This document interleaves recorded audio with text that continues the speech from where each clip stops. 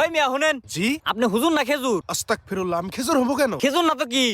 এর আগে কইছিলাম না আপনার আমার নিয়ে দোয়া করবার। তো আমি তো আপনার লেগে দোয়া করছি। কি দোয়া করছেন আপনি? দোয়ার কোনো ফলাফল নাই, গলিবল নাই। মানে মানে আবার কি? আপনারা কইছে আপনি আমার নিয়ে এমন ভাবে দোয়া করবেন যাতে আমি বড় লোক হয়ে যাই। এই সকাল থেকে 100 টাকা ঘুরতাছি পকেটে, একটাও তো পারে না। টিয়া পারবো কেমনে? আপনি কি নিজে কোনো পরিশ্রম করেন? সারাদিন না দিয়ে খালি ঘরে হইয়া থাকেন। ও আল্লাহ, পরিশ্রম করলে কি আমি আপনার কাছে আবার দোয়া চাই? আপনি কি চান? আমি বড় লোক এবার চাই। কেমনে? এমনে এমনে আবার কেমনে? যেমনে হয় হেমনে। আরে আমার তো ক্লিয়ার কোন লাগবে জিনিসটা। আমি এত কিছু বুঝি না।